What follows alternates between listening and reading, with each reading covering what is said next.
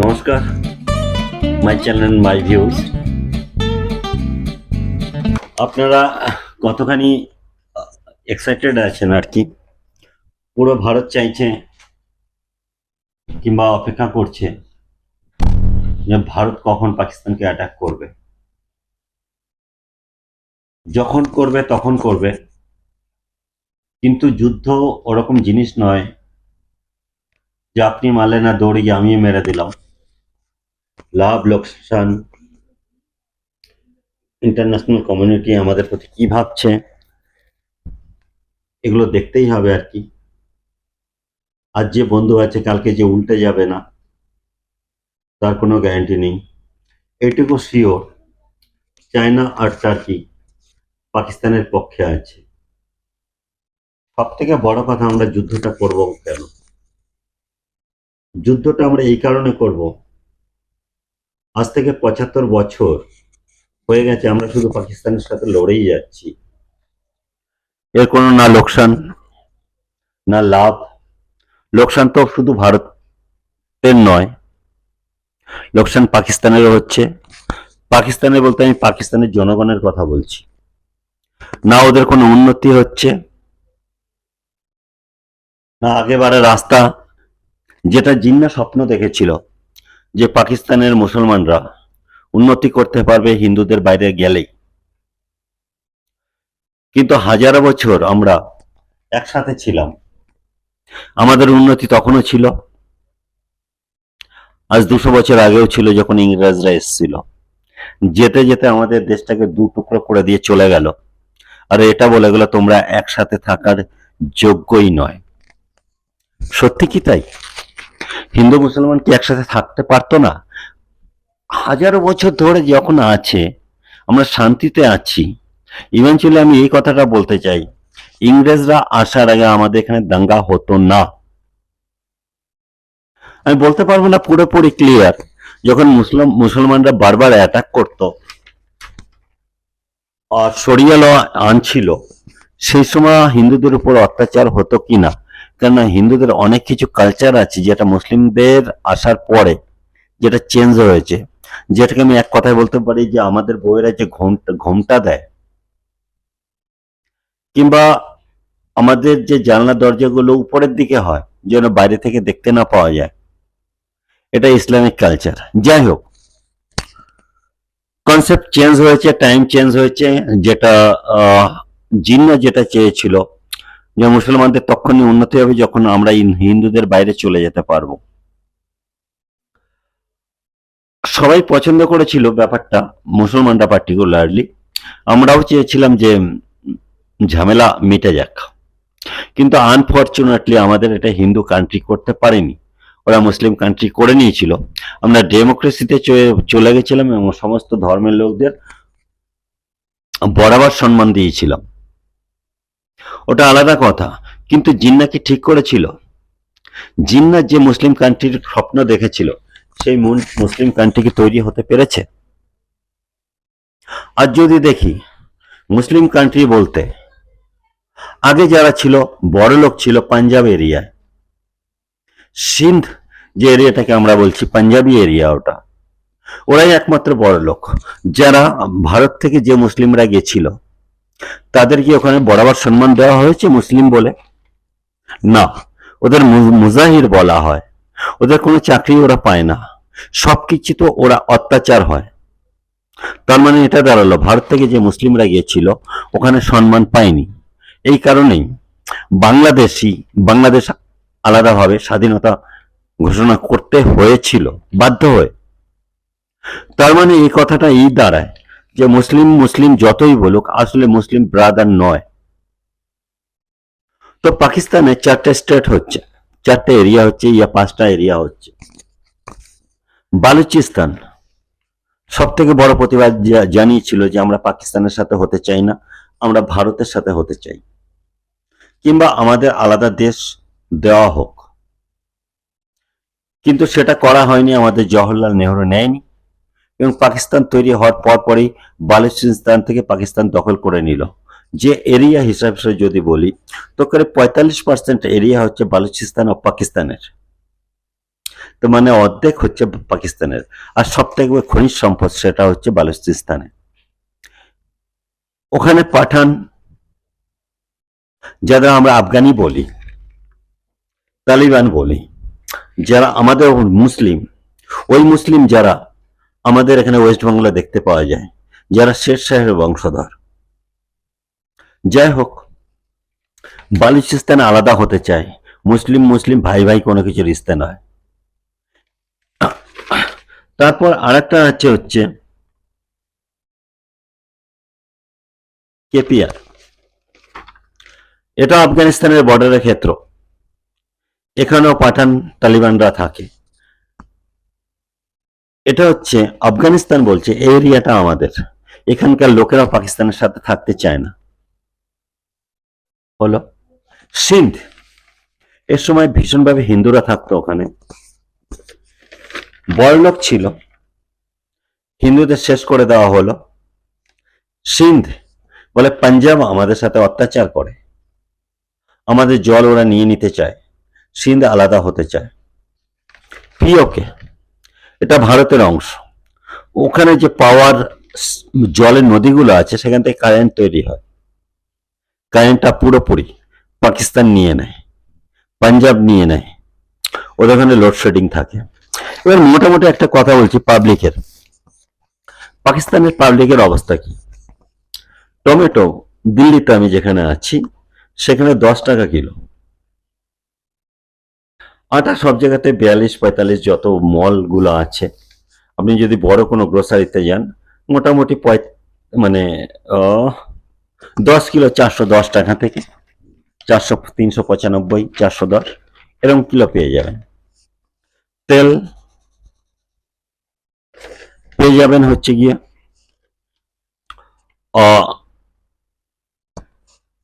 265 এরকম রেটে পেয়ে যাবেন তেল।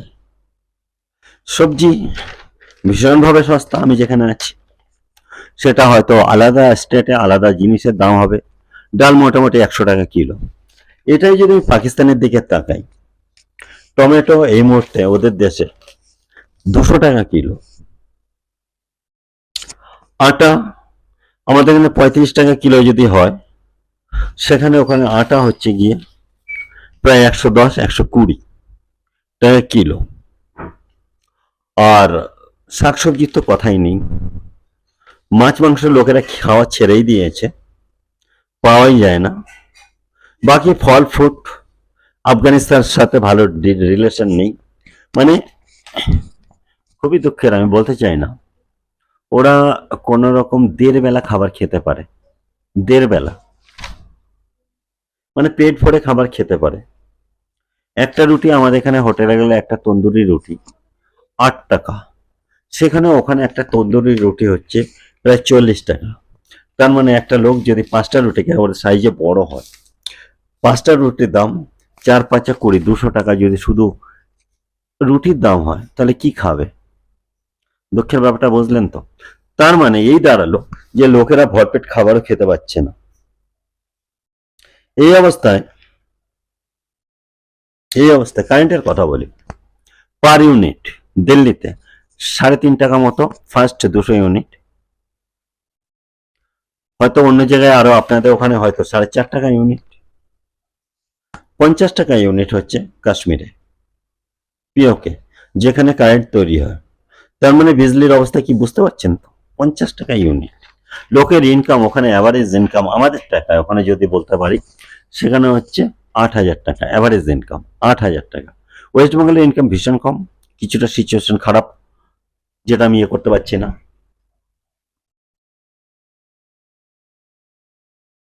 ওকে, এই অবস্থায় আছে। এবার পাবলিকের কথা বলি, ওরা কি ইন্ডিয়ার সাথে লড়তে চায়? না। আশ্চর্য ব্যাপার, পাবলিক মনে করে যে ওখানকার যে মিলিটারি, সে শুধু ওদের সাথে অন্যায় করছে না, অন্য দেশের সাথে অন্যায় করছে। পাকিস্তান পুরোপুরি মনে করে যে 27 জনকে গুলি করে মারা হয়েছে পহেলগামে, সেটা পাকিস্তান মিলিটারি করেছে। ওরা মনে করে যে টেররিস্ট বাগেরা ইসলামিক যত কিছু উল্টা সুল্টা যা আছে, এটা পাকিস্তানের মিলিটারিকে, পাকিস্তানের লোকদের খেতে দেয় না। এরা মনে করে যে এদিক ওদিক ঝগড়াঝাঁটি করে শুধু শুধু আমরা বিপদে পড়ছি। ওখানে একটা নাম করা এরিয়া আছে লাল মসজিদ। লাল মসজিদ, যে লাল মসজিদে একজন মোল্লা আজকে জিজ্ঞাসা করছিল, যদি ভারত পাকিস্তানের সাথে লড়াই হয় তাহলে কি আপনারা লড়াইয়ে যাবেন, কাকে সাপোর্ট করবেন? আশ্চর্য ব্যাপার, কেউ হাত তুলে সাপোর্ট করেনি। কেউ হাত তুলে সাপোর্ট করেনি যে আমরা পাকিস্তানের সাপোর্টে যাব। কারণ কি, পাকিস্তানের সব থেকে যে বড় পার্টি আছে ইমরান খানের, তেহরিকে ইনসাফ, তেহরিকে ইনসাফ, ইমরান খান এই মুহূর্তে জেলে আছে। জেলে আছে ইমরান খান কয়েকদিন আগে যে ইন্ডিয়ার সাথে যে লড়াইয়ের একটা সিচুয়েশন আসছে, তার জন্য একটা সর্বদলীয় বৈঠক দেখেছিল। আশ্চর্য ব্যাপার, ইমরান খান আসেনি, না ইমরান খানের পার্টি এসেছিল, পুরো পার্লামেন্ট খালি ছিল। এটা তো এই অবস্থায় গেল। আমি বালুচিস্তানের অবস্থার কি, বিএলআর যেভাবে অ্যাটাক করছে, বালুচিস্তান কিংবা পাকিস্তানের বেশিরভাগ স্টেটগুলো এই মনে করে যে পাকিস্তান বানানোটাই ভুল হয়েছে আর কি। জিন্না যাই কিছু করুক না কেন, পাকিস্তান বানানোটা ভুল হয়েছে, যেটা ফায়দা শুধু পাঞ্জাবের হয়েছে। আর পাঞ্জাব মিলিটারি পুষে রেখেছে, ওদের লুটছে। তো ওরা মনে করে যে আমরা যদি আলাদা আলাদা চারটে রাষ্ট্র তৈরি হয়ে যায়, কিংবা পিওকে ভারত যদি নিয়ে যায়, আমাদের অনেক ঝামেলা শেষ হবে। পাকিস্তানের মোল্লারা যেটা বলছে, যে লড়াই হচ্ছে, যে লড়াই আসছে ভারতের সাথে, এটা কোনো ধর্মীয় লড়াই নয়। পাকিস্তান পাপ করেছে, পাকিস্তান পাপ করেছে, তার শাস্তি পাওয়া উচিত। পাকিস্তানের মোল্লারা এটা বলছে যে পাকিস্তান মিলিটারি কিংবা পাকিস্তানের শাস্তি পাওয়া উচিত, কেননা পাকিস্তান অন্যায় করেছে। নাও, পাকিস্তান অন্যায় করেছে তার মানে কি? পাকিস্তান অন্যায় করেছে মানে পাকিস্তান মিলিটারি অন্যায় করেছে, এর শাস্তি পাওয়া উচিত। এর টেররিস্ট কিংবা ধর্ম পাকিস্তানের সাধারণ লোককে খেতে দেয় না, বাচ্চাদের শিক্ষা দেয় না, বাচ্চার চাকরি দেয় না।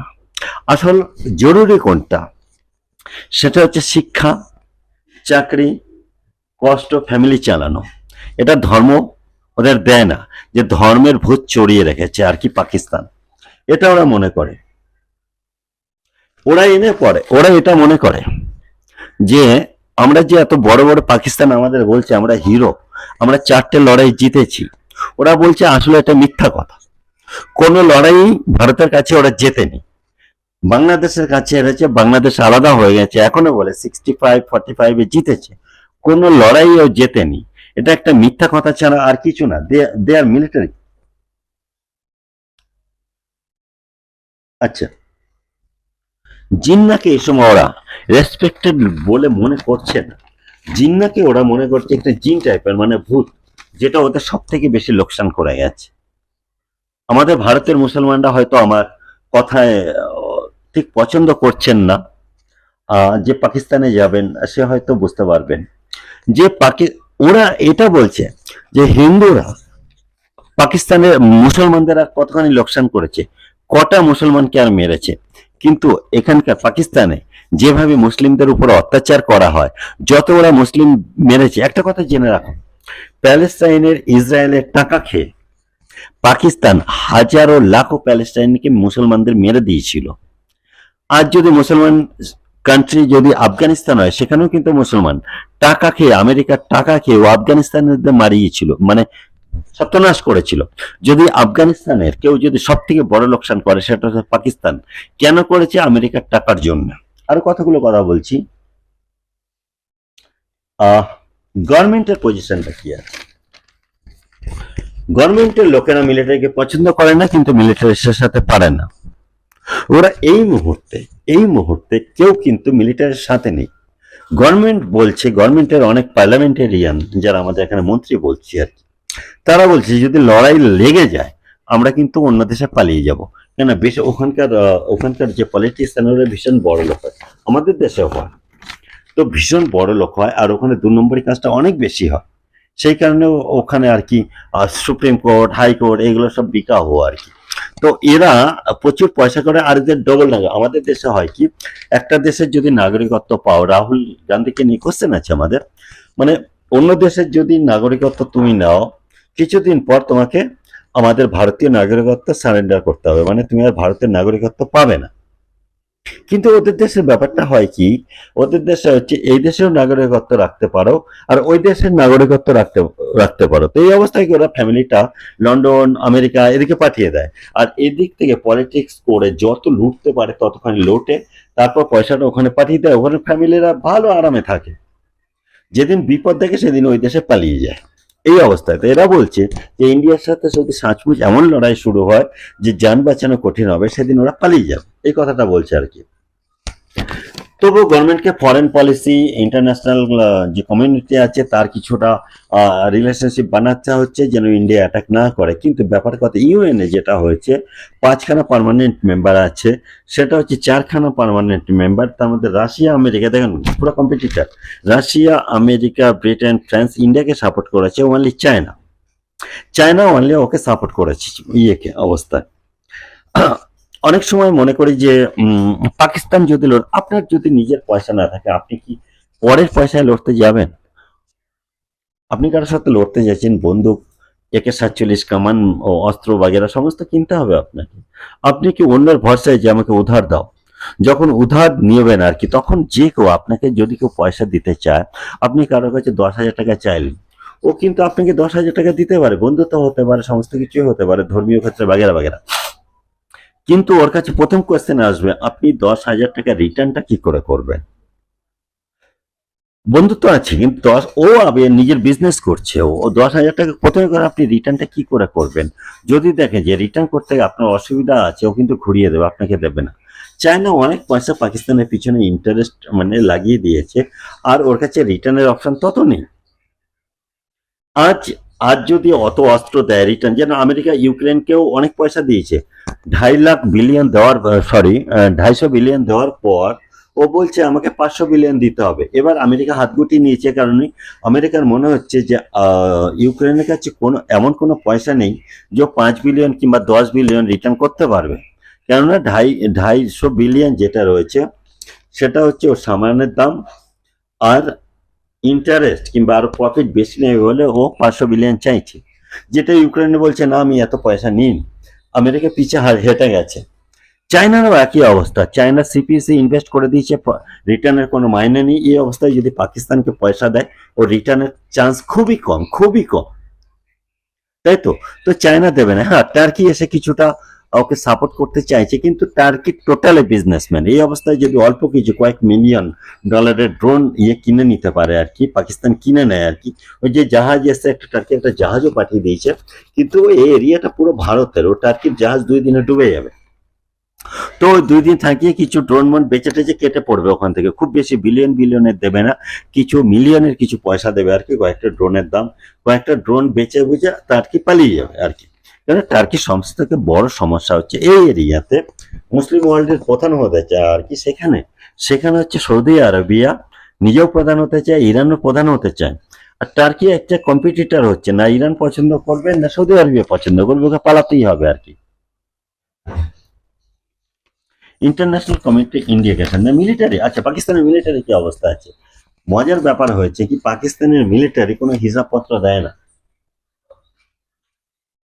পাকিস্তানের মিলিটারি কোনো হিসাবপত্র দেয় না। যে ইউক্রেনের সময় যেটা লড়াই হচ্ছিল, কোনো আমেরিকান ব্রিটিশ কোম্পানি হচ্ছে যা পাকিস্তানকে বলেছিল ভাই তোমরা আমাদের অস্ত্র দিয়ে দাও। যখন অস্ত্রগুলো দিয়েছে আর কি, তোমাদের গোলা গোলা গেলে কামানের গোলা, রকেটস বাগেরা, পাকিস্তান মিলিটারি গুলো ওগুলো বিক্রি করে দিয়েছে। বিক্রি করার কারণ হচ্ছে যদি বিক্রি না করতো তাহলে ইউরোপ হচ্ছে FATA তে রেখে দিত, আর ওয়ার্ল্ড ব্যাংক ওকে পয়সা দিচ্ছিল না। তো ওরা বাধ্য হয়ে হচ্ছে পুরো অস্ত্রটা ইউক্রেনকে দিয়ে দিয়েছে। এখনো যে অবস্থায় আছে, ওদের কাছে কোনো অস্ত্র মস্ত্র নেই, মানে গোলাগাল কামান আছে, রকেট লঞ্চার আছে, সমস্ত কিছু আছে। এই অবস্থায় ওদের কাছে কোনো গোলা বারুদ নেই। তো যদি লড়ে আর কি, মাত্র 2.5 দিন লড়াই করতে পারবে। এই অবস্থায় গিয়ে দাঁড়িয়ে রয়েছে। অ্যাটমিক বোম, অ্যাটমিক বোমকে ততখানি ভয় পেলে হবে না আমাদের ইয়েতে নেই। তো সিচুয়েশন প্রচন্ড প্যাথেটিক একটা দেশের, মানে দুঃখ হচ্ছে বেটা তুই আমার কম্পিটিটর হচ্ছে, বলে না শত্রু হবে তো বরাবর লড়কে দেখা, যে আমরা লড়ে আমরা দেখাই। কারণ করণ আর অর্জুনের লড়াই ছিল, যুধিষ্ঠির আর দুর্জনের লড়াই ছিল মস্ত, রাশিয়া আমেরিকার লড়াই হলো, কিন্তু এ তো একেবারে হেরে গেছে। মুসলিমরা বেসিক্যালি, যে আমাদের দেশের মুসলিমরা যে খুশিতে, পাকিস্তান টোটালি, আর যদি বাংলাদেশে যাও তো দেখতে পাবেন কারোর নাম সাদ্দাম, কারোর নাম, মানে যে ভিলেন গুলো আর কি, ব্যাড পেপার, সোজা কথা বলছি, তাদের নামে ওরা নাম রাখে আর কি। তো মুসলিমদের হার্ট করতে চায় না, হতো আমাদের দেশেরই ভাই, মুসলিমদের হার্ট করতে চায় না, কিন্তু তো আপনারা যে স্বপ্ন দেখেছেন আর কি, সেই স্বপ্নটা প্রায় শেষ হতে চলেছে। মানে আশার আলো, কেউ যদি ইসলামিক কান্ট্রি ভাবেন যে ইন্ডিয়ার সাথে লড়ে ওরা জিতে যাবে, একটুও চান্স নেই। কারণ পাকিস্তান খোদ নিজেই চাইছে না যে ইন্ডিয়ার সাথে লড়ুক, ওরা চাইছে যে সত্যনাশ হোক, পাকিস্তানের সত্যনাশ হোক, পাক মিলিটারির, যেন আমরা এর কাছ থেকে ছুটকারা পেতে পারি। নমস্কার, আজ অব্দি। ভালো লাগলে সাবস্ক্রাইব করবেন, ভালো লাগলে শেয়ার করবেন, খারাপ লাগলে কমেন্টস করবেন। নমস্কার।